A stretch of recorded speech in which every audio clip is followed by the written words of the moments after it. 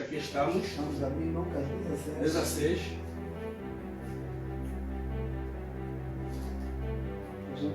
Certo. Vamos ler a partir do versículo 19 em diante. Vou procurar fazer uma pequena exegese nesse texto, não vou ser muito prolixo na minha abordagem. Bom, voltando na questão de o que acontece depois da morte, esse é um texto que poderá nos dar algumas informações relativamente ao tema em causa. Porque uma coisa que nós aqui precisamos também levantar é que a Bíblia não se contradiz. A Bíblia não se contradiz. Então, se uns textos dizem aquilo, outros textos dizem aquilo, não é questão de que a Bíblia está se contradizer, a questão está nos seus intérpretes, em como eles interpretam aquela questão. Mas a Bíblia em si não se contradiz. Então, vamos procurar ver qual é a harmonia que há em diversos textos sagrados que nos traz a ideia a respeito disso. Então, é a parábola do rico Lázaro. Versículo 19 diz assim a palavra de Deus: havia um homem rico que se vestia de púrpura e de linho fino e vivia no luxo de todos os dias. Versículo 20: diante do seu portão fora deixado um mendigo chamado Lázaro, coberto de chaga. Este ansiava comer o que caía da mesa do rico. Em vez disso, os cães vinham lamber as suas feridas. Versículo 22. Chegou o dia em que o mendigo morreu, e os anjos o levaram para juntos de Abraão. O rico também morreu e foi sepultado.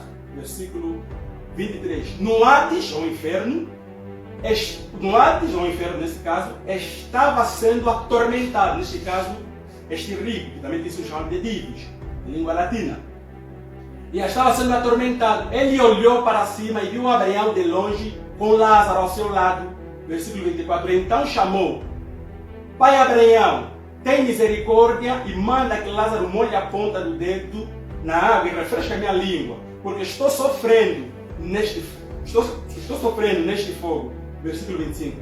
Mas Abraão respondeu: Filho, lembra-se que durante a sua vida você recebeu todas as coisas boas, enquanto que Lázaro recebeu coisas más. Agora, porém, ele está sendo consolado e você em tormento.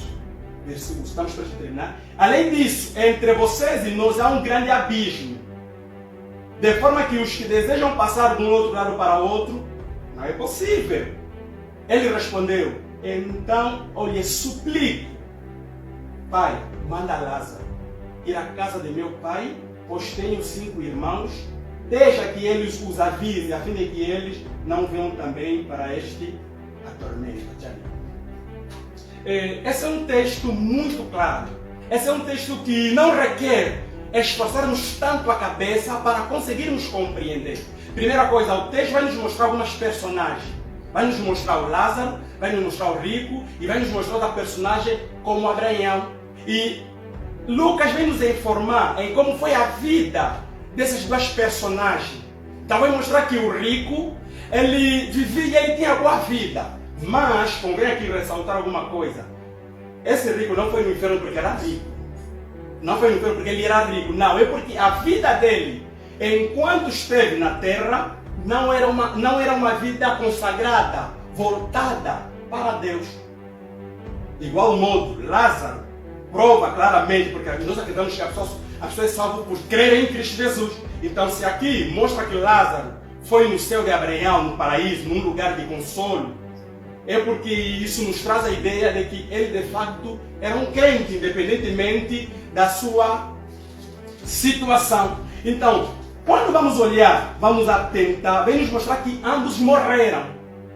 E quando eles morreram, o autor Lucas vem mostrando que um foi para o céu de Abraão. Este que foi para o céu de Abraão traz uma tipificação dos crentes, daqueles que creem em Jesus. E esse rico traz uma tipificação daquelas pessoas que não creram ou não são crentes no Senhor. E quando eles morreram, nós vamos dar conta que ali o autor vem mostrar que houve destinos diferentes. O outro foi para um lugar de atormento. Ele não estava ali, talvez no purgatório. Ele não estava ali, talvez relaxado, aguardando uma outra coisa. Não, mas ele estava em atormento. E é curioso notar no texto sagrado que nós lemos que ele diz: para que Abraão tivesse misericórdia dele. E ele disse que não é possível, porque enquanto ele esteve na terra, ele não viveu para Deus. E ele diz, por favor, mande que Lázaro vá à casa do meu pai. Isso mostra que ele estava consciente, ele não estava inconsciente. Ele estava consciente de que tinha irmãos que não andavam nos caminhos de Deus. Eles tinham consciente que seus irmãos eram descrentes. Em função disso, a consciência dele pediu para que quem? Para que Abraão, né, fizesse que Lázaro ressuscitasse. Mas Abraão disse que isso não será necessário, porque eles têm ali os profetas, ou seja, eles têm a palavra de Deus. Se com a palavra de Deus eles não... Isso é muito poderoso, que se com a palavra de Deus eles não dão crédito, ainda que alguém dentre os mortos vir aqui falar a respeito desses dois destinos, na mesma não darão crédito. Então este é um texto que claramente nos prova o destino desses dois homens. Tá? Claramente nos prova o destino desses dois homens. E só para pegar uma pergunta do meu companheiro aqui, de que se há esses dois destinos, então não há necessidade de Cristo voltar novamente. Há sim necessidade. Por quê? Primeiro nós temos que entender que o paraíso que aqui é descrito, ou seja, o lugar de atormento que aqui é descrito, é um lugar intermediário, é um lugar não para sempre. Então, se é um lugar intermediário, não pode acontecer de que os dois, os descrentes, morreram, vão para acabou. Não. Um tem que estar num lugar, aguardando a parousia, o retorno, a chegada do Filho de Deus, e outro estando no lugar de atormento. Então, esse texto nos ajuda muito, só para concluir com essa minha abordagem. Em Atos, por exemplo, em Atos 7, em Atos 7, 59, diz assim. Aqui vem basicamente falar do jovem Estevão. Diz, enquanto apedrejavam Estevão, este orava, Senhor, recebe meu espírito. Então nós vamos constatar alguma coisa de que ele aqui não morreu, acabou. Ele morreu, está tudo bem, foi apedrejado. Mas aquilo que nós chamamos sua alma, seu espírito, ele pediu para que Deus o recebesse. Eu gostaria de fazer algumas perguntas na alma e no espírito. Esses dois estão associados. E na medida que o nosso colega foi tecendo aqui algumas considerações, eu fui anotando. Ele disse que essa explicação de Rico e Lázaro está clara. Eu gostaria de fazer uma pergunta.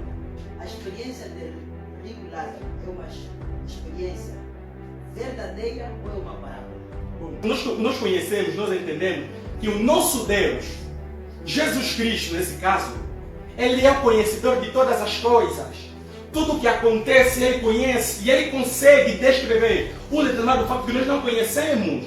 E aqui pode não ser o contrário disso, como também pode não ser algo que aconteceu. Mas devemos saber que uma parábola tem sempre um propósito: ilustrar uma verdade. Sempre que nós estamos a nos deparar com uma parábola, a ideia é essa: ilustrar uma verdade. Vamos deixar de lado de que isso aconteceu ou é uma parábola, mas a ideia é que essa parábola vem com um propósito de nos ilustrar uma verdade. E o propósito dessa parábola é nos ilustrar o que é que acontece depois da morte. O que eu gosto nas Sagradas Escrituras é que ela está organizada, especialmente o livro de Lucas, né? Se der por conta o capítulo 15 e o capítulo 16 no livro de Lucas, ele fala especificamente, ou seja, foi organizado especificamente as parábolas. E se der por conta o tópico de Lucas 16, verso 19, da versão bíblica que usa, está escrito parábolas de Rico e Lázaro. Sim. A experiência de Rico e Lázaro é uma parábola. E parábolas são ensinamentos simbólicos com uma finalidade.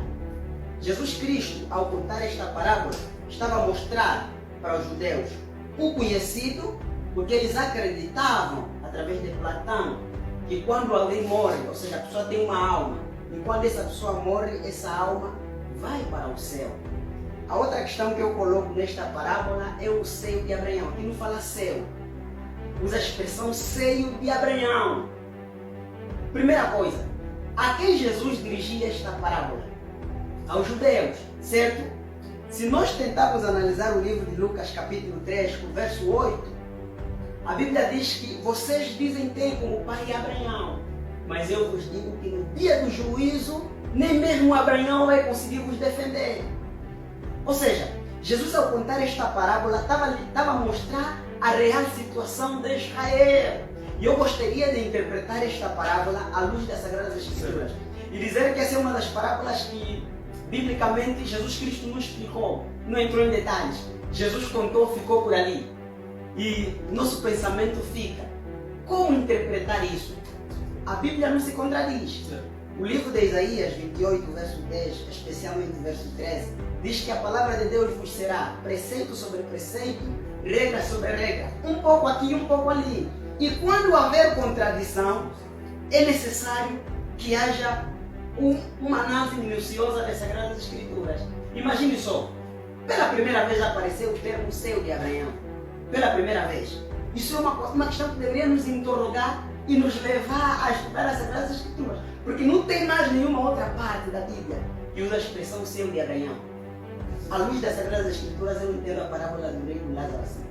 Antes que eu passe na explicação, gostaria de tentar dar aí alguns parênteses para vermos se há concordância com a palavra de Deus.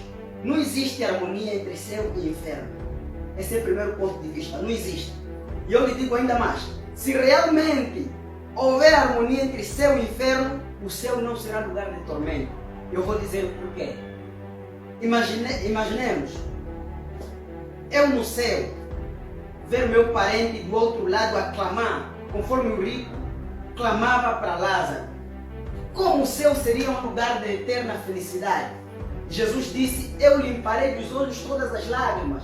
Como eu me sentiria no céu vendo meu parente a clamar? Por favor, Pedro, por favor, pede que Deus faça alguma coisa, nos tira deste lugar.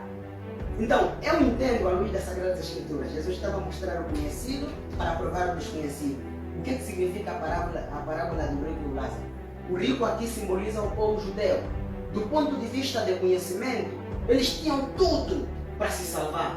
Mas, infelizmente, eles estavam a perder este direito. E outra coisa, o rico, o pobre, pelo contrário, é alguém que desejava. A Bíblia não diz que ele comia das migalhas da mesa do rico. Desejava comer. E isso remete ao povo pagão.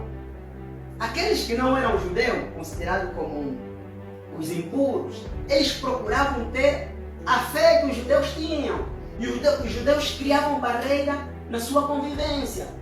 Inclusive os judeus, ao ir no mercado, ao voltar para casa, deveriam lavar as mãos. Tudo porque naquele andamento entre pessoas é possível que tocou um impuro e se tornou impuro. Esse era um conceito errado que infelizmente frustrava os planos de Deus. Essa é basicamente a explicação, à luz das Sagradas Escrituras de Rico e Lázaro. Bom, é assim. Nós temos que sermos simples com as Escrituras. Nós não devemos, às vezes, começar a colocar alegorias em algumas coisas que são muito claras. É claro que quando vamos atentar, por exemplo, se nós queremos entender mais ou menos por que Jesus achou por bem partilhar esta mesma mensagem, nós vamos constatar a partir do versículo 12 e 13 do mesmo texto de Lucas. Aqui diz assim: e se vocês não forem dignos de confiança em relação se vocês não forem dignos de confiança em relação ao que dos outros que lhes dará o que é de vocês, depois ele vai falando, nenhum servo pode servir dois senhores, pois odiará a um e amará o outro, ou se dedicará a um e desprezará ao outro. Vocês não podem servir a Deus e ao dinheiro. O contexto, o que levou Cristo a trazer essa parábola é porque ele constatou que alguns judeus aqui, nesse texto, eles faziam, ou seja, eles procuravam amar a Deus e amar ao dinheiro. Procuravam servir em dois senhores. Então Jesus vem lhe mostrando que isso não é possível. Só até então é que Jesus vai lá contando esta palavra para lhes mostrar por que não é possível vocês amarem dois senhores. Por que não é possível vocês amarem o dinheiro e amar o dinheiro e a Deus. Então ele vai lá contando essa parábola. Essa foi uma das razões principais que levou Cristo a contar esta parábola. Mas não só, conforme eu frisei, que toda uma parábola tem sempre um propósito: ilustrar uma verdade. Tá? E quando, né, independentemente de nós encontrarmos, talvez, né, a expressão que você fez menção, céu de Abraão, algo assim, será a primeira vez que... A questão é que isso tem uma explicação. A questão é que, para que os leitores, ou seja, para que os ouvintes aqui possam compreender, você nos explica mais ou menos o que esta palavra quer dizer de que um foi atormentado, o que este atormento te traz a ideia.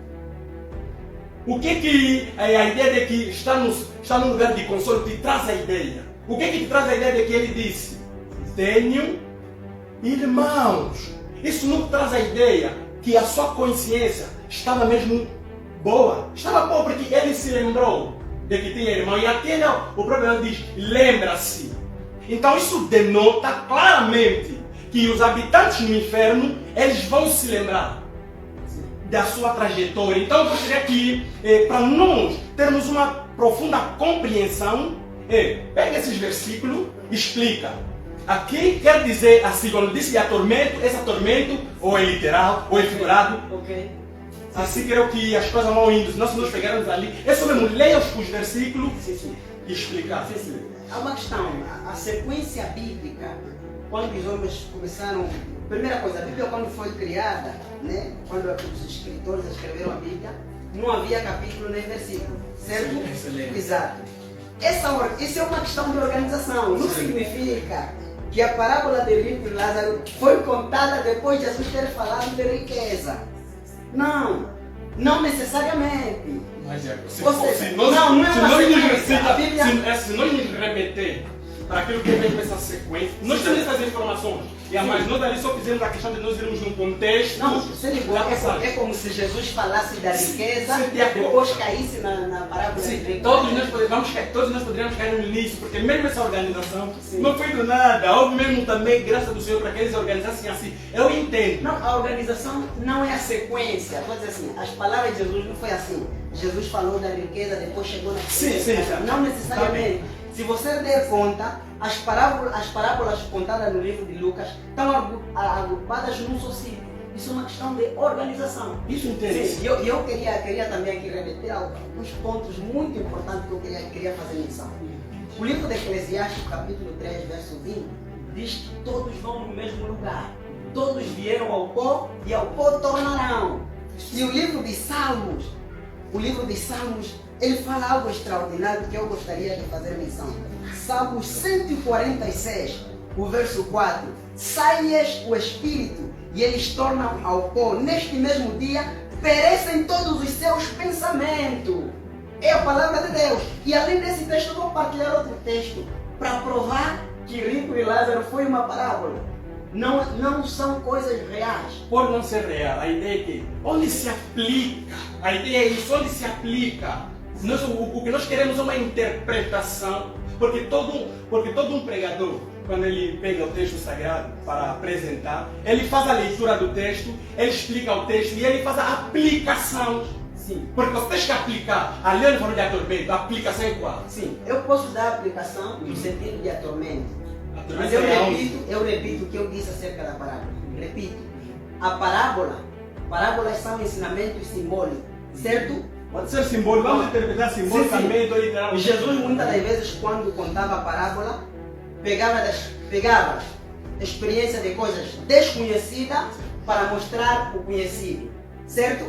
O que Jesus queria mostrar para Israel era a realidade espiritual que Israel estava passando. Agora, eu posso aplicar o tormento contada na parábola mediante as Sagradas Escrituras. O livro de Pedro,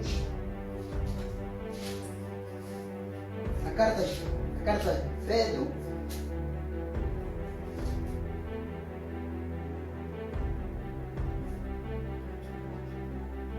capítulo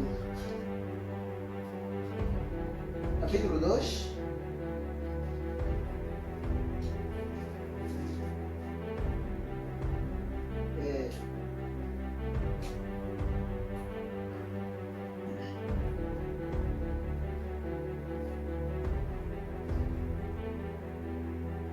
Ok. Rogério, perdão. Deixa eu pegar aqui. Acho que 3, 18 a 20. Segunda de Pedro. Primeiro mesmo, né? Não, peguei segundas. Segunda de Pedro, capítulo 3, no verso 7. Diz assim: ora, os céus que agora existem na terra, pela mesma palavra, têm sido entesourados para o fogo, estando reservado para o dia do juízo e destruição dos homens ímpios. O juízo que Deus preparou para os ímpios, ela é aplicada na terra. Os céus e as terras que hoje existem estão reservadas para o juízo. E isso remete às palavras de Cristo no livro de Mateus, capítulo 25, verso 41. Jesus diz assim, quando falava sobre, quando ele explicava, né, sobre os cabritos, diz assim: dirá aos que tiverem à sua esquerda: apautai-vos de mim, maldito, para o fogo eterno, preparado para o diabo e os seus anjos. E muito curioso, a ideia de que quando a pessoa morre e vai para o inferno, é uma ideia de que neste lugar os anjos passeiam, Satanás passeia, apenas os homens, no caso os homens, ficam lá atormentados, mostrando, isso é uma verdade muito, muito importante, mostrando que Satanás tem poder do juízo futuro que Deus preparou para a destruição do pecado, mostrando isso. E à luz das Sagradas Escrituras, Jesus está a dizer assim, que o inferno de fogo foi preparado para o diabo e os seus anjos. Se foi preparado para o diabo e os seus anjos, os diabos não podem dar risada no inferno. Conforme hoje nós vimos alguns vídeos, novelas, filmes, mostram esta realidade. É brincadeira, E que não condiz, não corresponde com as Sagradas Escrituras. A ideia do inferno, ela basicamente, né, tem esses horizontes. Acho que se calhar o nosso apresentador quer dizer alguma coisa. Obrigado. Hoje estava sem tempo mesmo para falar. Eu gostaria de dar voz aos nossos amigos que estão do outro lado. Vamos lá ver o que nossos amigos comentaram. O amigo Almeida disse, João 7, versos 9. Tal como a nuvem se desfaz e some, aquele que desce a sepultura nunca tornará a subir. Esse é o comentário do nosso amigo Almeida. E ele disse que gostaria que explicassem a parábola do rico Lázaro, que já foi respondido, porque já falamos sobre isso.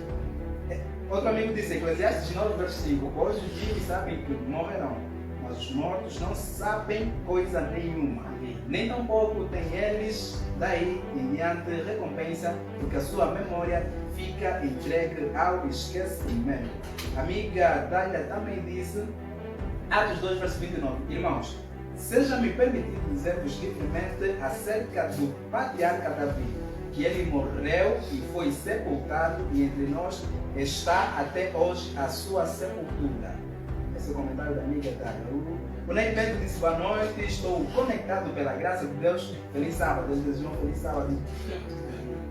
Obrigado. Então vamos lá comentar. O nosso amigo Batista José disse que quem morreu, morreu mesmo, mas ouvimos também que quem morre, de acordo com as suas obras, pode estar no céu. Agora eu gostaria de saber se a pessoa que morreu, né, no céu fica lá, né, se teve boas práticas, vai para o céu. Se lá no céu continua vivo ou morto no céu. Isso, a pergunta seria, existem mortos no céu? Bom,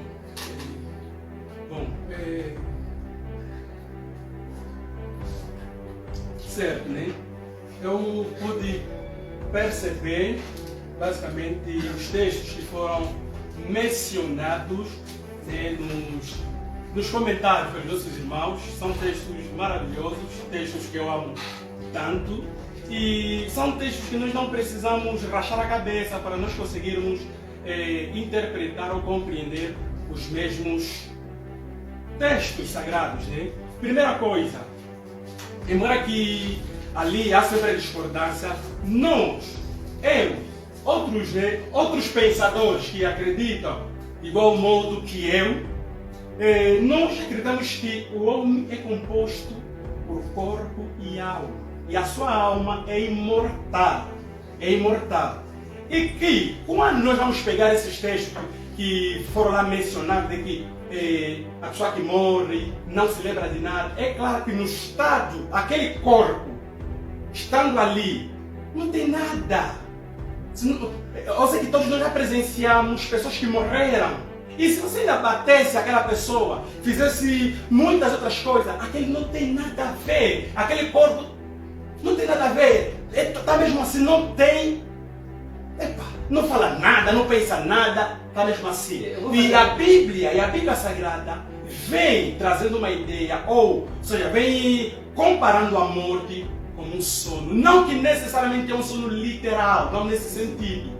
Mas é no sentido de que, conforme uma pessoa dorme e ele não tem consciência, ou seja, ele não sabe do que está se passando naquele cenário, é semelhante a pessoas que morrem, nesse o corpo físico, mas a sua alma, se não viveu para Deus, ele tem um destino. E a parábola que nós mostramos é uma prova inequívoca. Nós mostramos de Estevão que ele pediu para que quê? Para que Deus recebesse.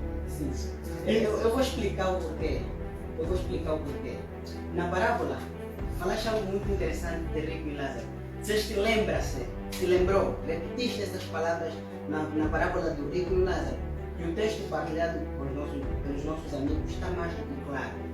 Os mortos sabem, ou seja, os vivos sabem que hão de morrer, mas os mortos não sabem coisa nenhuma, nem tampouco terão eles recompensa do que se faz debaixo do céu. Essa recompensa é o quê? É relativamente à salvação ou aquilo que durante a terra eles lutaram para conseguir? As suas obras.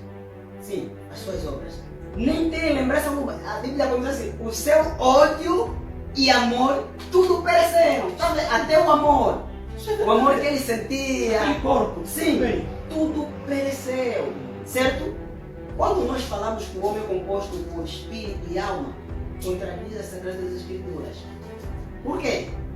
Livro de Gênesis, repito, capítulo 2, verso 7. Formou Deus o homem do pó da terra, soprou-lhe nas narinas o fôlego de vida. O homem tornou-se alma vivente. O homem é feito por duas matérias: pó da terra e o sopro de Deus. Repito, essa expressão sopro, a broma, no original, significa espírito. Por isso é que quando Estevão estava a ser apedrejado, ele disse: eu entrego o meu espírito. Que espírito é esse? O sopro de Deus. Porque Deus, para dar vida ao homem, teve que soprar. Soprou mesmo o sopro. O homem tornou-se alma vivente. E para o homem, quando morre, Deus vai tirar o sopro. O sopro volta para Deus de onde veio. A outra questão, não existe a expressão alma imortal à luz das Sagradas Escrituras. São mais de 53 capítulos na Bíblia que falam de alma e em nenhum momento usa a expressão alma imortal. O livro de Timóteo, a primeira carta de Timóteo, capítulo 6, o verso 16, diz assim: o único que possui a imortalidade, aqui é uma exclusividade, o único. Não existe nenhum ser no universo que tenha a imortalidade. O único que possui a imortalidade é Deus. E isso está em harmonia com o livro de Jeremias 18, verso 4. Todas as almas são minhas, tanto a alma do pai como a alma do filho. E a alma que pecar, esta morrerá. Então a alma morre. O homem não é composto por espírito e alma. O homem é composto por pó da terra e o espírito, que é o sopro de Deus, igual a uma alma. Bom, eu percebi bastante a tua dissertação e por exemplo, vamos pegarmos não somente na lógica. Não sei se acreditas na Trindade. Não sei se acreditas nisso. Ou à luz da Sagrada Escritura, sim. Acredita? Não sei se acreditas, não sei. Por exemplo, essa é uma doutrina que a expressão basicamente Trindade nós não vamos encontrar. Sim. Mas quando nós vamos ler os textos minuciosamente, nós vamos ganhar um vislumbre de como nós podemos interpretar ou entender basicamente essa mesma questão. O texto que se abre isto de Timóteo, quando vem mostrando de Deus, ali foi muito claro. Ali é para mostrar que Deus está acima de tudo e de todos. Por exemplo, quando nós falamos de imortalidade da alma, não é no sentido de nos igualarmos a Deus. Isso não existe mesmo. Isso não existe. Não é o homem por si só que vai se fazer imortal. Não é nesse sentido que nós acreditamos. Então, em que sentido? É no sentido de que é o próprio Deus que concede que isto aconteça. E uma coisa só, né? Quando eu falei, por exemplo, na tua opinião, as pessoas viverão eternamente. É isso. Mas agora, onde viverão eternamente? Ok. Isso é uma grande questão. Por exemplo, no presente momento, alguém que morrer hoje tem que ter um lugar. Na palavra do rico, a ideia é essa. Um lugar onde essa pessoa vai. Só que esse lugar, o céu, que aqui é denominado, né, como um paraíso, algo assim parecido, é um lugar intermediário, não um lugar para sempre, porque a nossa morada definitiva é na Nova Jerusalém, de acordo com o Apocalipse. Onde que fica, né, a promessa de Cristo? Vou preparar e virei para vos levar comigo mesmo. Olha. Ou seja, as moradas no céu ainda não estão concluídas. Se fosse Jesus, viria. Não. E como é possível, alguns já estão lá a desfrutar dessa também promessa? Esse é um texto que as pessoas às vezes têm dificuldades. Jesus foi preparar um lugar para nós. João 14, vamos só abrir uma coisa só para nós explicarmos algumas coisas muito importantes. João 14. João 14. Gostaria que os irmãos mesmo atentassem diligentemente. Ele começa a sua abordagem. Não se turbe o coração de vocês.